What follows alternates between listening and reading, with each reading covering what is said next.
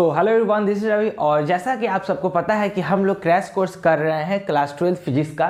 किसके लिए? तो बोर्ड एग्जाम के लिए। जी हाँ, तो हम लोग जो बोर्ड एग्जाम होने वाले हैं उसके लिए हम लोग क्रैश कोर्स कर रहे हैं। और क्रैश कोर्स जो सब्जेक्ट है हमारा वो है फिजिक्स का। बाकी सब्जेक्ट का जो अगर टीचर मिले तो हम ज़रूर आपको बताएंगे और जल्दी ही आपको उसका अदर सब्जेक्ट का भी क्रैश कोर्स लॉन्च होगा। लेकिन फिजिक्स का आपको कंटिन्यूसली वीडियो लेक्चर्स आ रहे हैं क्लास 12 के लिए, और जो भी बच्चे बोर्ड एग्जाम देंगे उनके लिए बहुत ही बेनिफिशियल है। ठीक, अभी तक हम लोग जो क्लास 12 का बोर्ड का जो क्रैश कोर्स कर रहे हैं उसमें इलेक्ट्रोस्टैटिक्स कंप्लीट कर चुके हैं, करंट इलेक्ट्रिसिटी कंप्लीट कर चुके हैं, कैपेसिटर कंप्लीट कर चुके हैं, magnetism, moving charge and magnetism, उसमें जो लास्ट टॉपिक है हमारा साइक्लोट्रॉन वो हम लोग खत्म करेंगे और इसको भी, इस चैप्टर को भी हम लोग खत्म करेंगे। उसके बाद हम लोग पढ़ेंगे क्या, magnetic field due to electric charge. ठीक, magnetic field due to moving charge, electric charge, moving electric charge, उसके बारे में हम लोग पढ़ेंगे।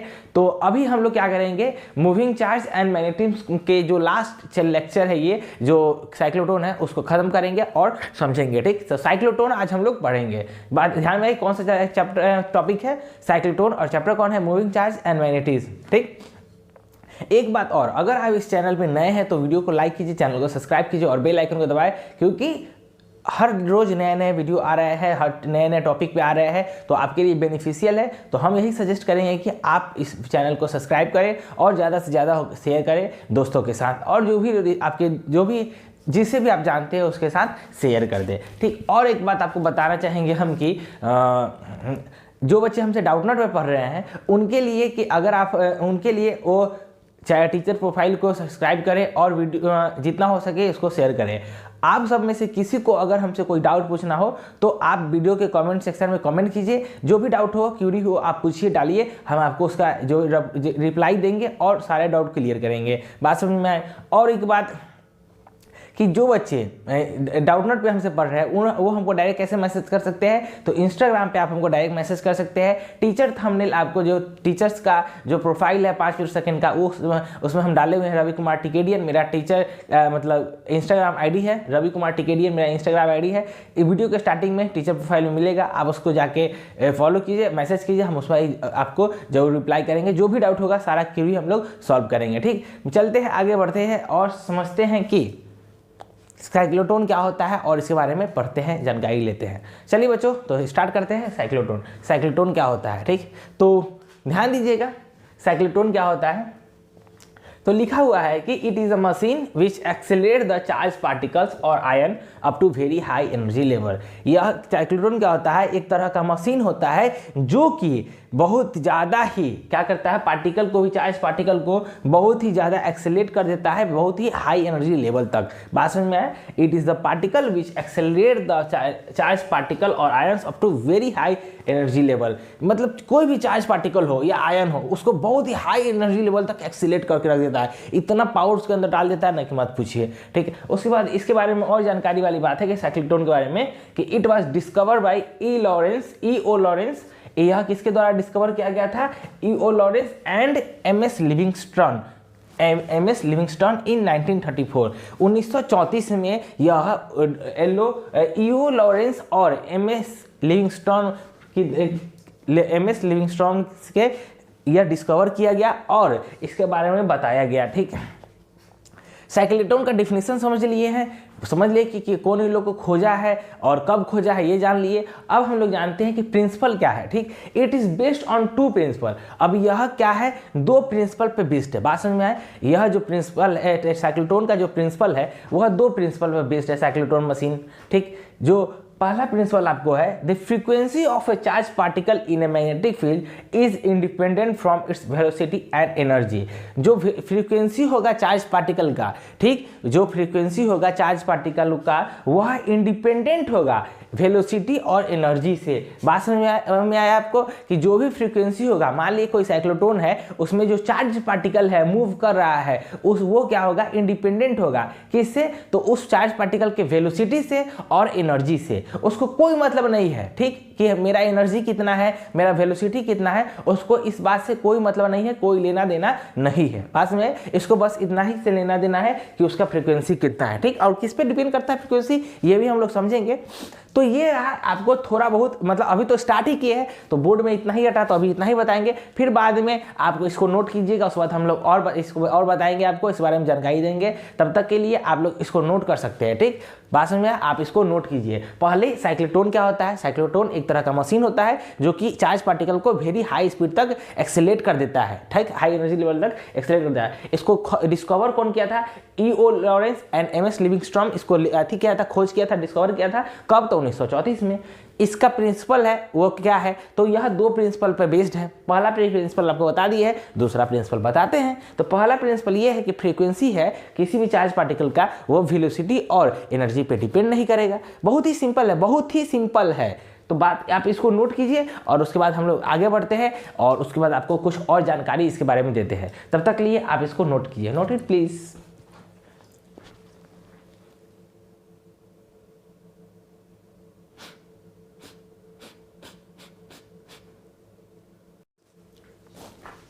तो चलिए अब हम लोग समझते हैं कि साइक्लोट्रॉन का दूसरा प्रिंसिपल क्या है और जानते हैं कि इसका स्ट्रक्चर कैसे होगा, इसका फार्मूला कुछ है वो क्या होगा, उसके बाद इसका यूजेस देखते हैं, हम सारा चीज़ देखेंगे। सबसे पहले देखते हैं कि इसका प्रिंसिपल, सेकेंड प्रिंसिपल क्या है। तो इसका सेकेंड प्रिंसिपल है the resonance condition of cyclotron frequency and oscillator frequency.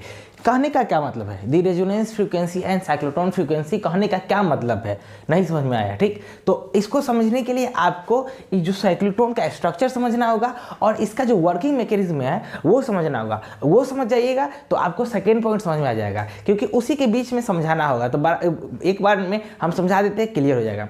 सबसे पहले इसका स्ट्रक्चर पे अब आते हैं। इसको हम लोग समझेंगे, अभी नहीं, थोड़ा देर में इसको जब समझ रहे होंगे उस समय इसको समझ लेंगे। तो स्ट्रक्चर क्या है? स्ट्रक्चर क्या है कि बहुत सारे इलेक्ट्रिक चार्ज है। देखिए ये सब क्या है? इलेक्ट्रिक चार्ज, दो डॉट डॉट डॉट करके दिख रहा है, ये सब इलेक्ट्रिक चार्ज है, ठीक। और ये उसके बाद क्या है? दो डिश है जिसको एक D1 को नाम देंगे, डिश को एक D1 डिश नाम देंगे, दो और एक इस डिश को D2 नाम देंगे, ठीक। इस डिश को D2 नाम देंगे। और ये क्या है? दोनों डिश से, इस डिश से और इस डिश से एक ऑक्सीलेटर ज्वाइन किया हुआ है। एक क्या है? एक ऑक्सीलेटर ज्वाइन किया गया है, जो ठीक, जो चार्ज पार्टिकल को ऑक्सीलेट करता है, ठीक। अब आप लोग समझिए, अब समझ में आएगा कि अब समझ गए बात है। एक रेक्टेंगुलर बॉक्स है जिसके अंदर इलेक्ट्रिक चार्ज है, उसके अंदर दो डिश है मेटल, और जो डिश है वो मेटल के बने हुए हैं, जो डिश है वो मेटल के बने हुए हैं। और ये क्या है? ऑक्सीलेटर है, ठीक। जो ये क्या है? ऑक्सीलेटर है जो कि चार्ज पार्टिकल को ऑक्सीलेट करने का काम आता है। स्ट्रक्चर समझ गया। अब हम लोग समझते हैं वर्किंग मैकेनिज्म क्या होता है कि यहाँ पे एक चार्ज, जिसको इतना चार्ज है उसमें से एक चार्ज को हम पॉइंट करते हैं कि यह चार्ज है, यह क्या करता है, और ये इसमें क्या है? यह चार्ज यहाँ पे है, ये रेस्ट में, इसके पास कोई वेलोसिटी नहीं है। लेकिन होगा क्या कि इस चार्ज, साइक्लोट्रॉन का क्या काम है कि इस चार्ज पार्टिकल को वेरी हाई स्पीड तक ले जाने का, तो वही काम है करना। कैसे होगा ये समझिए। तो अभी तो रेस्ट पे है, तो इसमें क्या होगा कि इसमें अभी थोड़ा इलेक्ट्रिक फील्ड लगे, इलेक्ट्रिक फोर्स लगेगा। जो चार्ज रेस्ट पे है, कुछ नहीं है, तो यहाँ पे इलेक्ट्रिक फोर्स लगेगा। इलेक्ट्रिसिटी हम जो इलेक्ट्रिसिटी सप्लाई करेंगे तो यहाँ पे इलेक्ट्रिक फील्ड लगेगा, ठीक। यहाँ पे पोटेंशियल को सप्लाई करेंगे तो यहाँ पे इलेक्ट्रिक फोर्स लगेगा। तो यह चार्ज, इलेक्ट्रिक फोर्स लगने के बाद चार्ज पार्टिकल मूव करेगा। तो यह चार्ज पार्टिकल मूव करके धीरे, ये क्या होगा? इस डिश D1 में आएगा। और डिश D1 में आने का होगा तो यहाँ पे D1 जो डिश है उसके अंदर इलेक्ट्रिक फील्ड काम नहीं, फोर्स काम नहीं करेगा, क्योंकि वो हम मेटल के बना हुआ है। तो इसके अंदर कौन काम करेगा? तो मैग्नेटिक फील्ड। जो हम लोग ये मेटल है उसमें इलेक्ट्रिक करंट दोहराएंगे तो उसमें मैग्नेटिक फील्ड आ जाएगा, ठीक। तो मैग्नेटिक फील्ड आते ही क्या करेगा? यह चार्ज पार्टिकल जो यहां से इंटर किया था वो ऐसे जाएगा और यहां आएगा, फिर यहां पे जाके यहां पे आ जाएगा और यहाँ से काफ़ी ज़्यादा स्पीड में निकलेगा और यहाँ से निकलेगा और यहाँ पे तो फिर मैग्नेटिक फील्ड गायब। तो इस खाली जगह पे फिर से इलेक्ट्रिक फील्ड लगेगा और यहाँ जाके यहाँ पे यह इंटर करेगा और यहाँ पे फिर ऐसे घूमेगा और मैग्नेटिक फील्ड के कारण और इस मेटल डिस्क में, और इसके बाद फिर यहाँ से निकल के यहाँ से इसमें फिर डिस्क D2 में इंटर करेगा, फिर यहाँ पे मैग्नेटिक फील्ड लगेगा, फिर यह एक्सेलेरेट करेगा और फिर यहाँ से फिर निकलेगा। यहाँ पे फिर बीच में गैप में मेटल नहीं है तो यहाँ इलेक्ट्रिक फील्ड लगेगा। इलेक्ट्रिक फोर्स लगने के बाद यहाँ से फिर इंटर करेगा और ऐसे आएगा। यह सिलसिला चलता जाएगा, यह सिलसिला चलता जाएगा कब तक? जब तक कि यहाँ पॉइंट पर से आने के बाद यह इधर की तरफ चल ना जाए। यहाँ एग्जिट पॉइंट है, इस एग्जिट पॉइंट से यह चार्ज पार्टिकल निकल ना जाए, यहाँ तब तक काम करेगा। बात समझ में है कि यह दो डिस्क बना हुआ है इस बॉक्स के अंदर, उसमें जो चार्ज पार्टिकल है वह इलेक्ट्रिक फोर्स के कारण इसमें इस गैप में मूव करेंगे और मेटल में मैग्नेटिक फोर्स के कारण काम करेंगे, मैग्नेटिक फोर्स के कारण मूव करेंगे। तो और धीरे धीरे जैसे जैसे मूव करेंगे ये एक्सेलेरेट होकर डिस्क के साइज का होते जाएंगे और एक समय बाद यहाँ से डिस्क से निकल के बाहर निकल जाएंगे।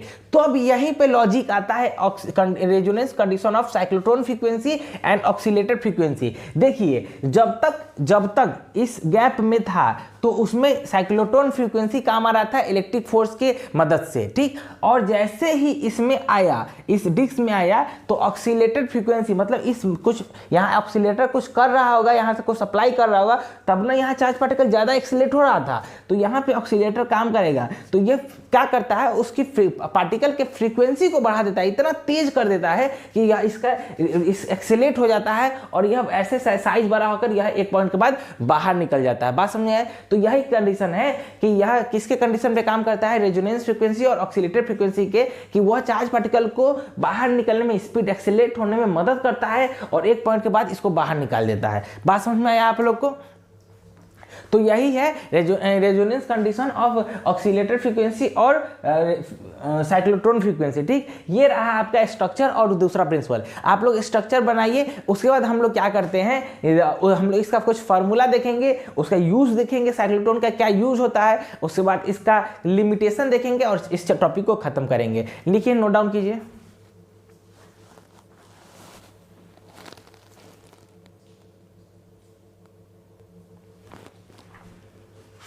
अब हम लोग देखते हैं जो फार्मूला इसमें साइक्लोट्रॉन में आ रहा था उसको हम लोग देखते हैं, समझते हैं, ठीक। तो पहला फार्मूला है क्या कि R इक्वल टू होता है mv बाई क्यू भी। R क्या है, रेडियस यहाँ लिखना भूल गया हम, ठीक। R क्या होता है, रेडियस,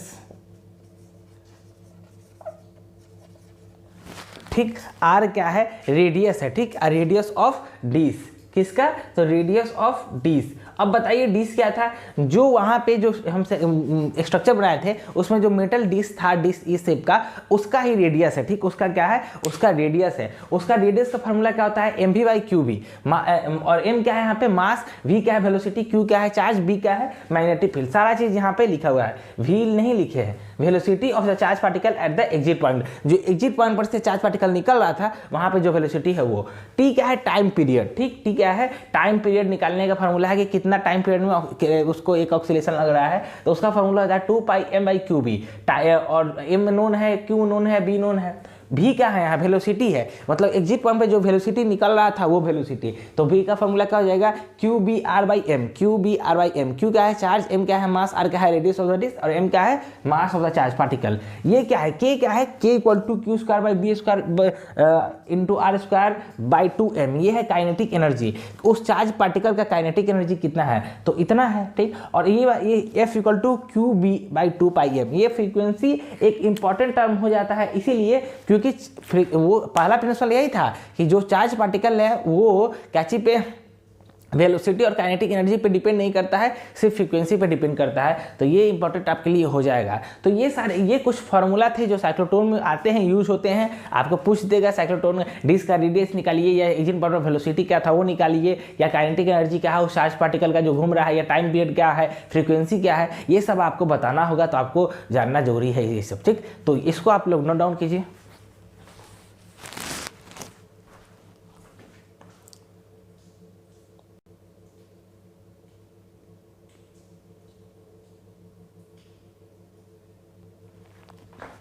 तो अब हम लोग चलते हैं साइक्लोट्रॉन के यूजेस पे। साइक्लोट्रॉन का क्या यूज है, तो देखिए यूजेस हम 3 पॉइंट में लिखे हुए हैं, यही 3 यूजेस है जो कि आपको बोर्ड एग्जाम में लिख के आना है। तो क्या है, it is use to accelerate the charge particle up to very high energy level which is use to for the bombarding of matter on the matter to study its internal structure.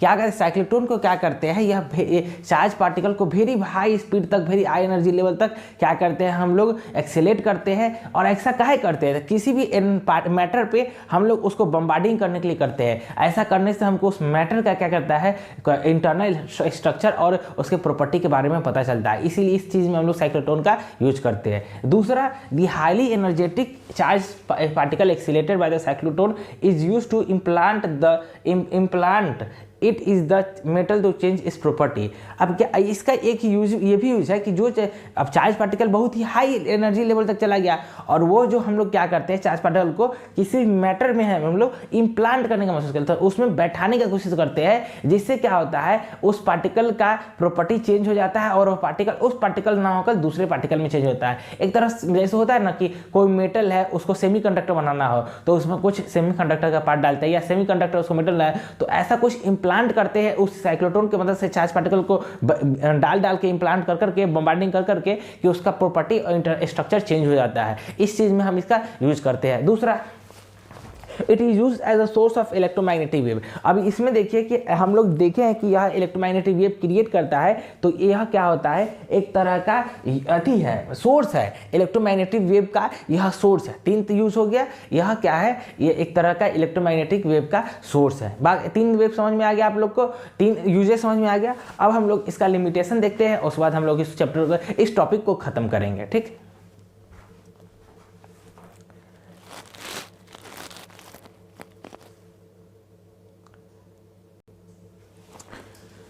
तो देखिए इसका जो limitation है वो क्या है, तो इसका लिमिटेशन दो ही लिमिटेशन है, ज़्यादा नहीं। ठीक, एक और होता है लेकिन लॉजिकल नहीं है। ठीक, लॉजिकल है बट उस पर रिसर्च चल रहा है तो वो बताना बेकार है। वो आइंस्टाइन थ्योरी पे बेस है, तो आइंस्टाइन थ्योरी तो हम लोग पढ़ना ही नहीं, सिलेबस में नहीं है, तो इसलिए उसको इग्नोर मारते हैं। ठीक, ये दो है कि radius of the disc of the cyclotron, जो साइक्लोट्रॉन हम लोग बनाए थे, जो स्ट्रक्चर देखे थे, उसका डिस्क का जो रेडियस होता है वो आपका एक लिमिटेशन है, क्योंकि चार्ज पार्टिकल को हम उतना ही स्पीड तक ले सकते जा सकते हैं जितना कि वो डिस्क में घूम रहा है। उस डिस्क के बाहर चला गया तो उसके बाद तो उसका स्पीड बढ़ा नहीं सकते, जो हो गया सो हो गया, लेकिन उसका डिस्क हम बहुत ज़्यादा बढ़ा दे तो उसका क्या होगा और बढ़ जाएगा। तो हम उसका डिस्क अब इतना बड़ा तो भी तो हम साइक्लोट्रॉन नहीं बना सकते हैं, तो एक डिस्क का जो रेडियस है वो एक लिमिटेशन हो जाता है। ठीक, उसके बाद magnetic field in the cyclotron, जो मैग्नेटिक फील्ड होता है साइक्लोट्रॉन का वो एक लिमिटेशन है कि हम देखिए हर जगह मैग्नेटिक फील्ड, जैसे उसमें मैग्नेटिक फील्ड डिस्क में था, उसके डिस्क के बाहर नहीं था, तो वो भी एक मैटर है। मैग्नेटिक फील्ड भी एक क्या है,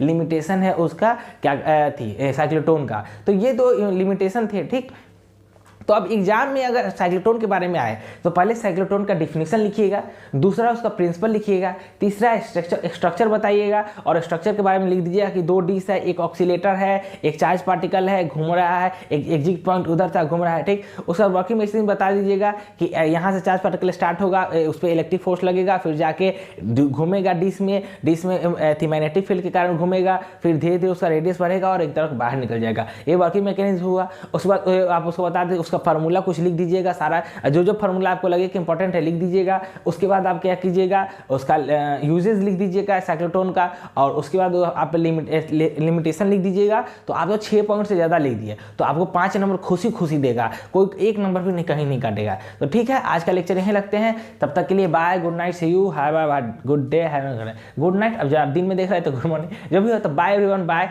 टेक केयर, पढ़ते रहें।